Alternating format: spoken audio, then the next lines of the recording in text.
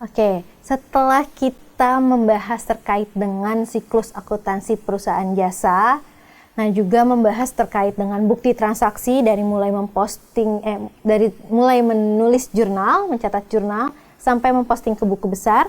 Nah, dari bagian ini nih, nah kita selanjutnya akan membuat daftar saldo percobaan.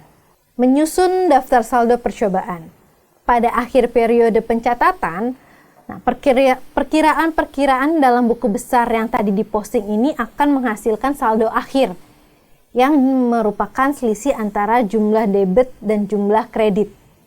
Nah, perusahaan membuat daftar yang berisi nama perkiraan beserta saldonya dari semua perkiraan.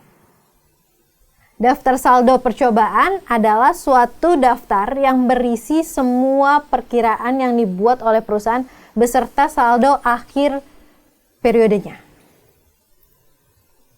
Nah, proses penyusunannya yaitu adalah pindahkan nama dan nomor perkiraan ke dalam kolom daftar saldo percobaan. Nah, kodenya ini harus diurutkan ya. Nah, yang kedua yaitu memindahkan saldo perkiraan yang ada di buku besar. Nah, ini harus diperhatikan normal balance-nya, apakah di kredit atau di debit. Nah, setelah kita sudah melakukan penyusunan daftar saldo percobaan, nah di sini kita ingin memahami apa sih manfaatnya dari daftar saldo percobaan. Nah, manfaatnya itu adalah sebagai sarana pembuatan laporan keuangan.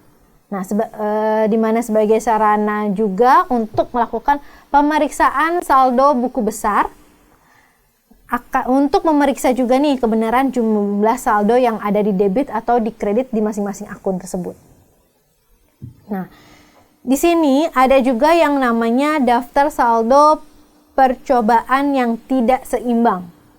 Nah, jumlah saldo debit dan kredit pada daftar saldo percobaan tidak seimbang ini diakibatkan oleh adanya kesalahan dalam memindahkan perkiraan ke dalam daftar saldo percobaan. Nah, saldo debit dan saldo kredit ini seimbang namun tidak benar.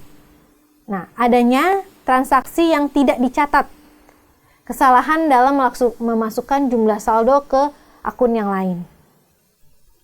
Nah, jadi dalam daftar saldo percobaan yang tidak seimbang ini ada dua kemungkinan ya. Yang pertama adalah daftar saldo percobaan yang tidak seimbang karena tidak adanya kesalahan dalam memindahkan perkiraan ke dalam daftar saldo. Dan yang kedua ada yang seimbang namun tidak benar.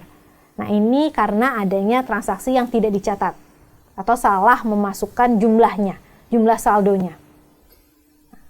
Ada cara juga untuk mengetahui metode kita ketahui kesalahan apa nih yang terjadi. Nah, metode yang pertama adalah selisih antara saldo debit dan kredit dalam saldo percobaan ini habis dibagi 9. Maka kemungkinan kesalahan ada pada penulisan jumlah angka. Sehingga pada saat kita cek di daftar saldo percobaan ini ada selisih antara saldo debit dan saldo kreditnya, lalu selisih tersebut kita bagi 9 itu dapat dibagi atau habis dari 9, kemungkinan ada kesalahan nih pada saat kita melakukan penulisan jumlah angkanya. Nah, yang metode kedua itu adalah selisih antara saldo debit dan kredit habis dibagi 2. Nah, maka kemungkinan kesalahan ada pada penempatan posisi debit dan kreditnya. Nah, ini sebagai contohnya ya untuk daftar saldo percobaan. Gitu. Nah, ini sebagai contoh untuk daftar saldo percobaan yang dibuat per periode sesuai dengan transaksinya. Gitu. Dan untuk penyusunan debit dan kreditnya juga harus sesuai dengan normal balance-nya dari akun-akun perkiraan yang ada. Nah, seperti gambar di sini, ada yang namanya kode perkiraan. Ini untuk pada tahap awal kita menentukan dulu ya kode perkiraannya itu berapa nomornya. Nah, itu dan juga ada nama perkiraan itu akun-akun yang ada di buku besar untuk kita pindahkan ke daftar saldo percobaan ini. Dan saldo yang di samping itu ada debit dan kredit, itu ada sesuai dengan saldo akhir di buku besar. Tinggal kita masukkan sesuai dengan normal balance-nya. Sehingga untuk di hasil akhirnya itu akan balance di bawah, di jumlahnya itu di saldo debit dan kreditnya sesuai dengan semua transaksi yang terlibat di satu periode tersebut.